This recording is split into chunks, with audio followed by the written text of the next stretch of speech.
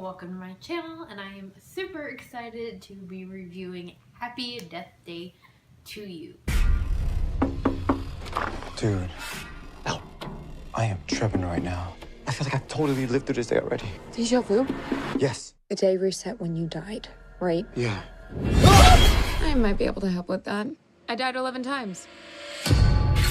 But before I get into this review, I do just want to give a quick thank you to my Patreons. Thank you guys so much for helping to contribute to the channel. You know, it means the world to me. If you want to know the perks to being a Patreon, links are in the description along with all of my other social media. So let's go ahead and just get into it. So I am so super excited. I finally got to see a movie in theaters on time, and I was really happy to get to see Happy Death Day to You because I really enjoyed the first one. I did do a review for that one as well, so I will leave a link in the description below so that you can check that out. If you have not seen this yet, I am going to get into some spoilers, but I'll kind of warn before I get too much into that. So if you don't know what the Happy Death Day films are about, we have our main protagonist, Tree, who's really kind of your anti-final girl. She's basically the opposite of what every final girl in horror has been. Aside from, I guess, our girl Sydney from Scream, but she is the party girl. She's kind of a brat, you know, isn't necessarily the nicest to everyone in her life. You do find out that there is reasons behind that. She's been through some shit throughout her life. She lost her mom. And so she's kind of not really what you expect from a final girl, which is what I really love about her. And she's definitely like one of my favorite final girls. Definitely, I love that kind of new generation of final girl. And in the first film, she gets killed on her birthday and keeps reliving the day, and she basically has to relive the day till she finds out and stops who her killer is.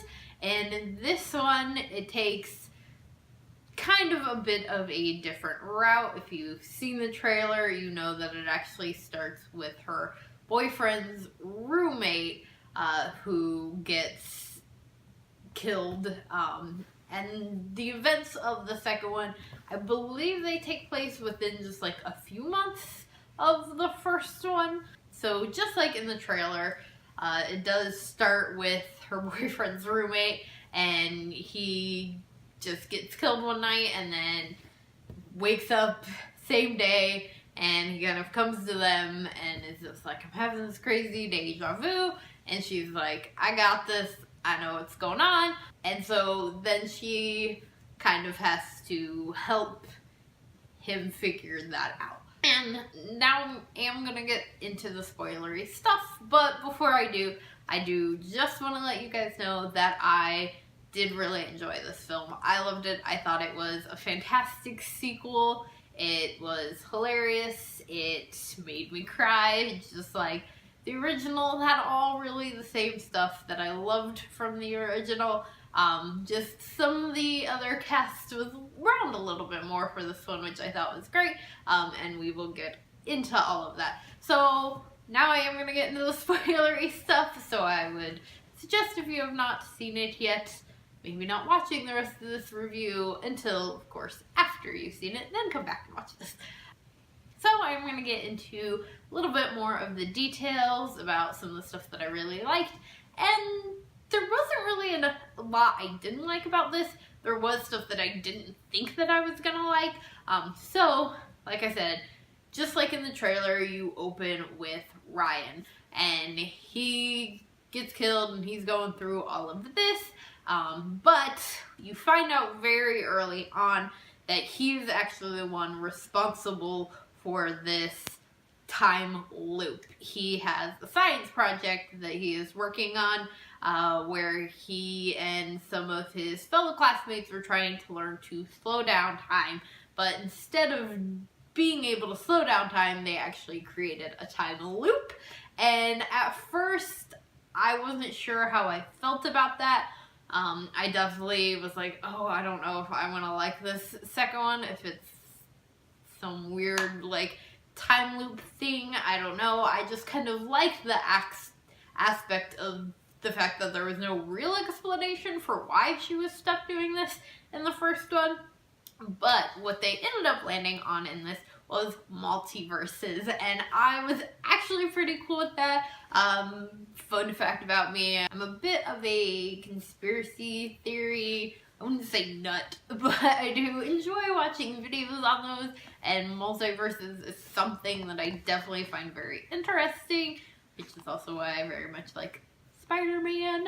And so I really liked that they kind of landed on this concept of there being like multiple universes, and that Tree got sent into a different one,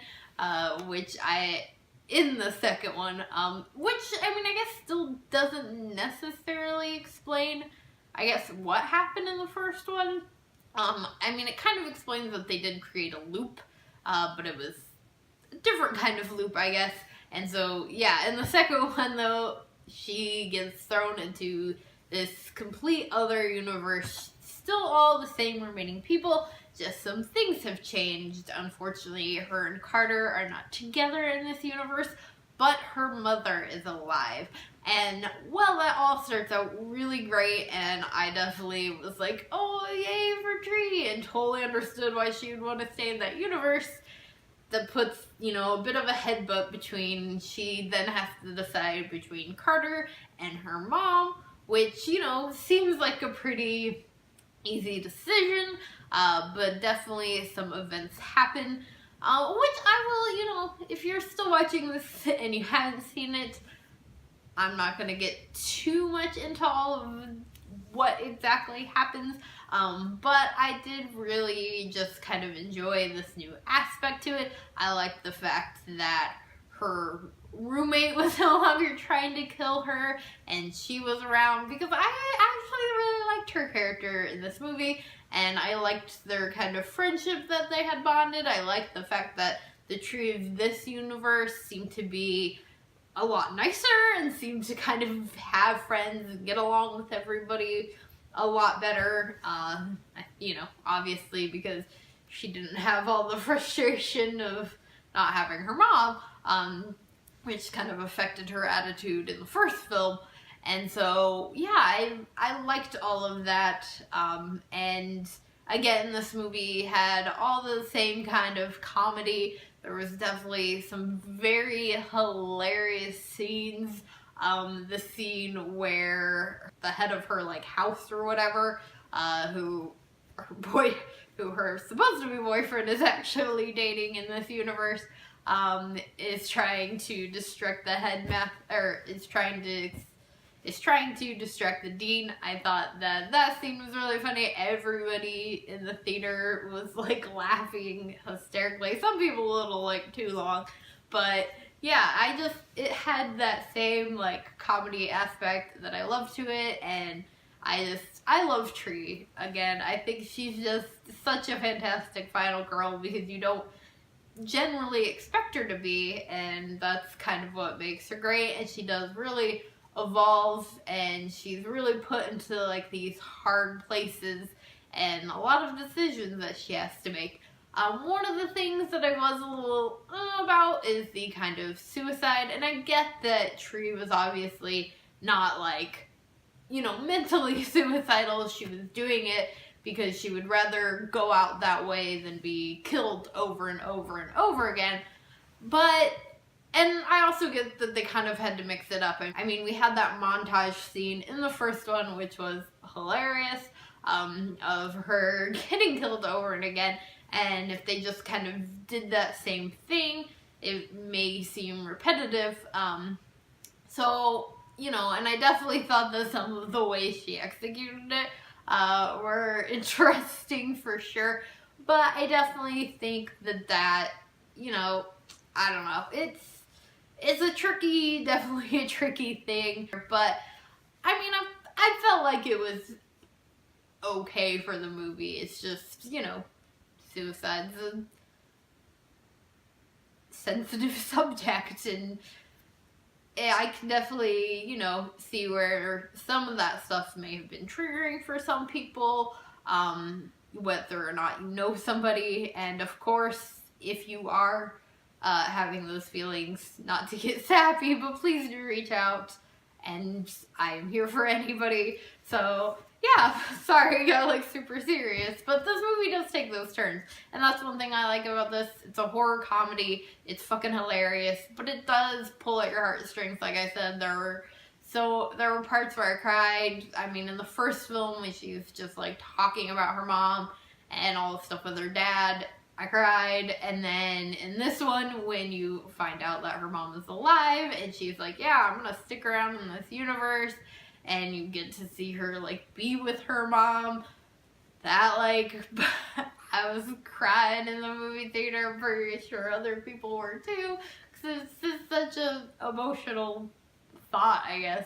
But yeah, all in all, I did really enjoy this. If you still haven't seen it, I do still really suggest this, especially if you did enjoy the first one.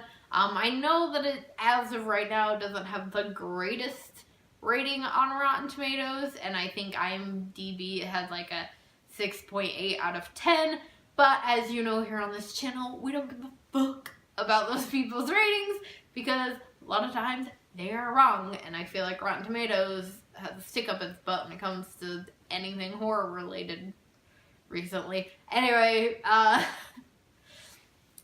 do, but yes, I still really highly suggest this film, and if you have not seen the first one, do please see that. But if you have not seen the first one, I would highly suggest it.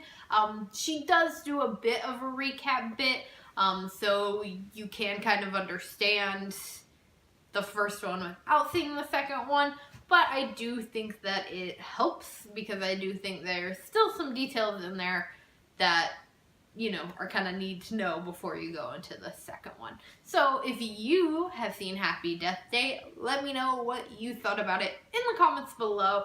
And if you did enjoy this review, please do give it a big old thumbs up, and make sure that you hit that subscribe button if you haven't. And I will see you guys later with another video. Bye.